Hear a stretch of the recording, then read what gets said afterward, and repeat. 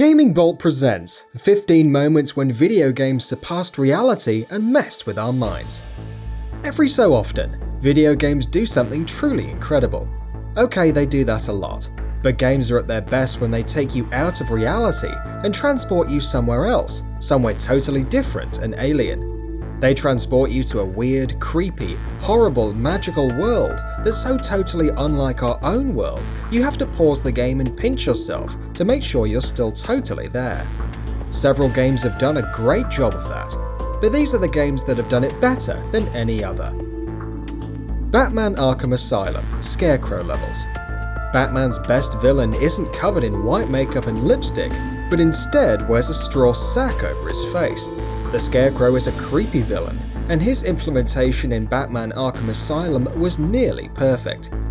After he gasses Batman, you're taken to a bizarre dream world where Scarecrow is 10 times your size. You have to sneak around him as he reaches in through walls and roofs like you were a doll in a playhouse trying to capture you. The twisted imagery and sights of dead civilians, including Bruce Wayne's dead parents, was truly jarring.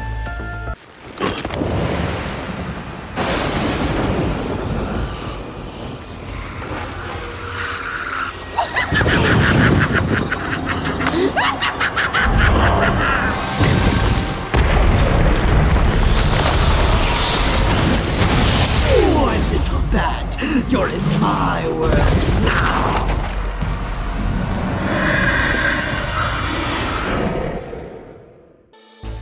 Metal Gear Solid 3: The Sorrow's Riverwalk. To continue with the weird ideas of Kojima, Metal Gear Solid 3's fight against the Sorrow was pretty crazy.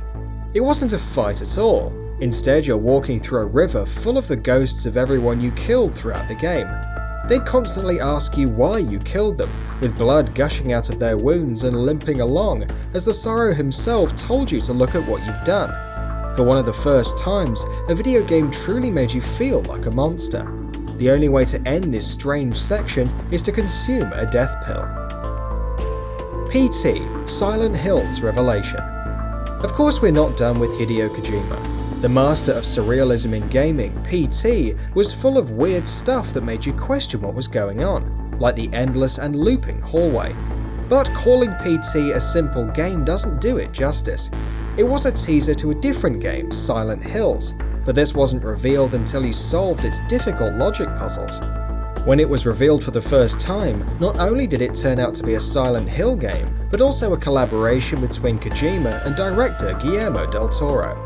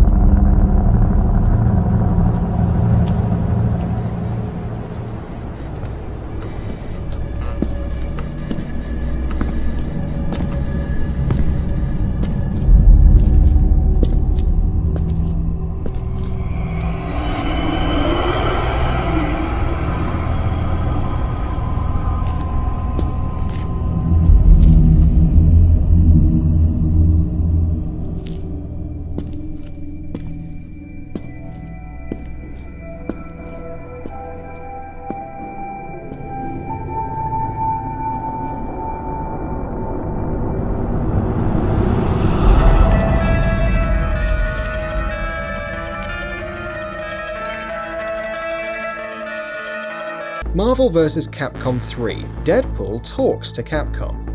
Deadpool is a weird character. Writers can do some incredible things with him, and one of those things came in Marvel vs. Capcom 3. If you beat an opponent, Deadpool will walk up to the camera, grab it, and ask if it'll be put on the cover of the next Street Fighter game.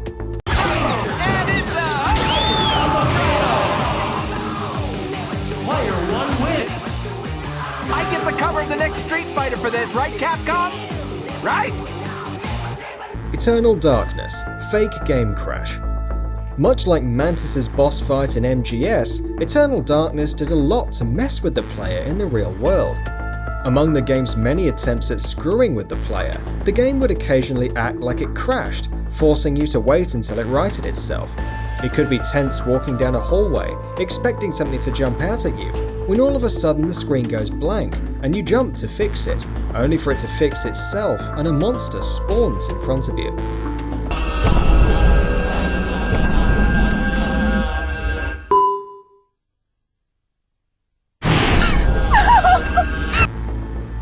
Metal Gear Solid 1 Psycho Mantis boss fight.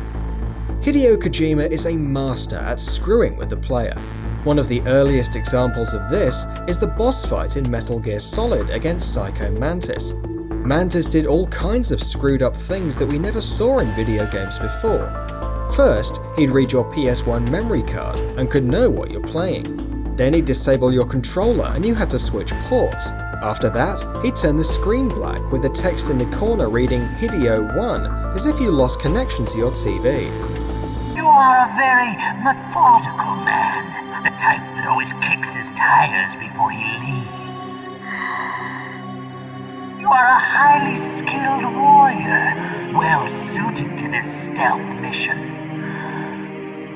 You are extremely careful of traps. You are either very cautious, or you are a coward. Still don't believe me? Now I'll read more deeply into your soul. I can see into your mind. So, you like Suikoden? So, you like Azure Dreams? You like Castlevania, don't you? You enjoy role-playing games. I see that you enjoy Konami games. You have not said often. You are somewhat reckless. I can read you like an open book. Undertale, second playthrough genocide. You've played Undertale, the hit indie game that lets you not kill anyone, but talk your enemies down. You reach the end of the game where you're told you didn't kill anyone. Then, out of sheer morbid curiosity, you reset the game and do the opposite. This time, you kill everyone you see, not really for fun, but just to see what the game will say if you do.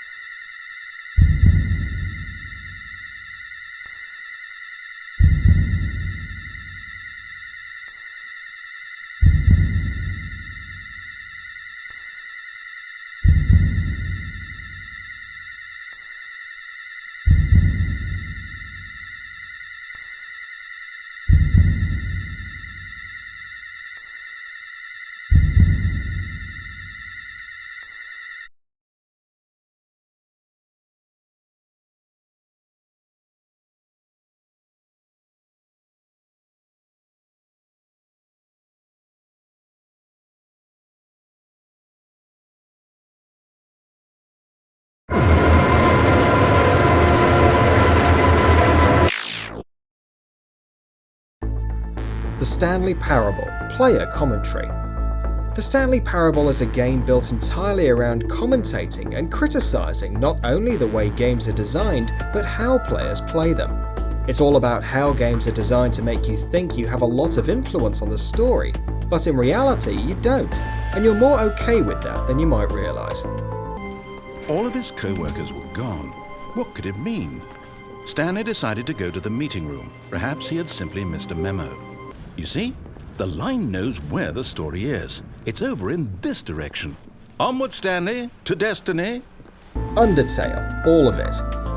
Like I said, Undertale is an incredible and weird game. Besides not killing anyone, there are a host of other unique and bizarre features. The fight sequences involve playing a new game, a bullet hell shooter to attack or talk to enemies. There are skeletons you can just decide to date.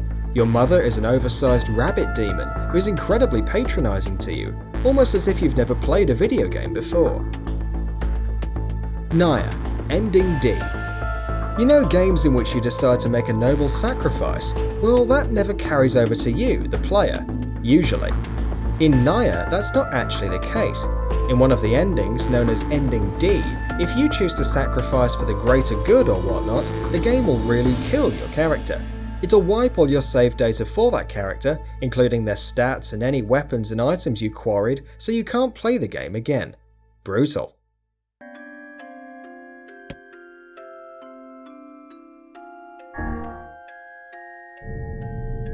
You will disappear from this world. Your daughter, your friends, everyone in your life will forget you. You and any sign that you ever existed will be erased. And in exchange, Kaine will return to her mortal life.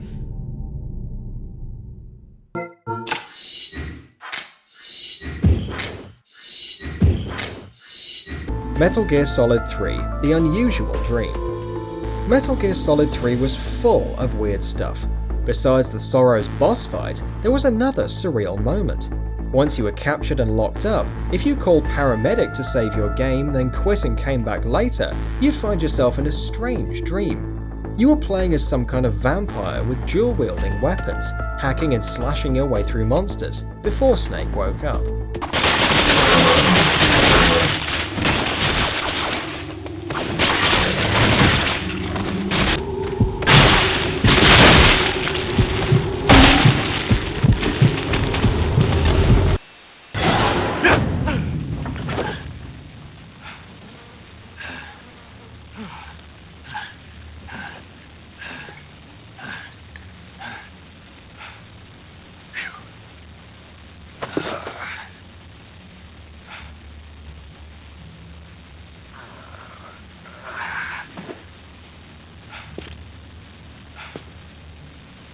The Secret of Monkey Island. Ask me about Loom. The Secret of Monkey Island and Loom are both LucasArts adventure games. In The Secret of Monkey Island, you'll find a character named Cobb who's wearing a badge that says "Ask me about Loom." If you try to talk to him, all he says is "I," unless you ask him about Loom, at which point he'll turn into an ad telling you to buy the hot new LucasArts game, Loom. So, tell me about Loom.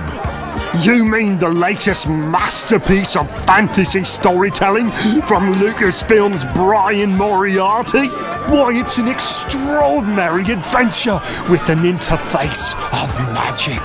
Stunning, high-resolution 3D landscapes, sophisticated score and musical effects, not to mention the detailed animation and special effects, elegant point-and-click control of characters, objects and magic spells. Beat the rush!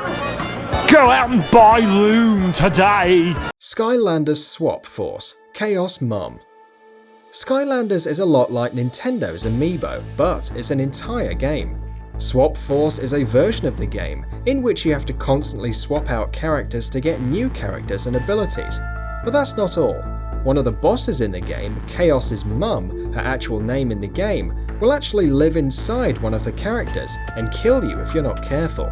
It's a lot like Mantis in Metal Gear Solid 1, where you have to swap controllers. You have to take your Skylander off the portal because Chaos's mum is hiding inside it. Metal Gear Solid 2: Arsenal Gear's AI. Imagine you've been gaming for hours, it's 2 in the morning and you're totally absorbed in the game. Then, a character in the game calls you and tells you you've been playing too long. You're disoriented. Then all of a sudden that character keeps calling you with weird stuff like, "I need scissors," or talks about when he was abducted by aliens. That's what happens in Metal Gear Solid 2 when the Arsenal Gear AI is corrupted, which was controlling a fake Colonel Campbell and you all along. I'm not home right now. Please leave a message after the beep. Beep! I say again, your duty is to infiltrate Zanzibar land and kill Mark, an abducted Czechoslovakian biologist. He level 7. Shoot down the Space Invader. Training will have to be postponed if we are invaded by UFOs. Snake, like Shakespeare said, naught's had, all's spent, where our desire is got without content. Basically, it means that your desire can get you into trouble if you're not careful. That goes for items too. Don't get too greedy, or you might be sorry. Be careful, Snake. Call of Duty Black Ops Zombie Mode. The zombie mode in COD Black Ops was the best part of the game, thanks in no small part to the characters you play. One of the characters would constantly talk to the player, though the Russian telling you to drop the chips and get me some ammo. Hey, player! Drop the chips and get me some ammo! Like this video? Why not give us a like and subscribe? We try and upload amazing videos almost every single day. Thank you for watching this video, and we'll see you on the next one.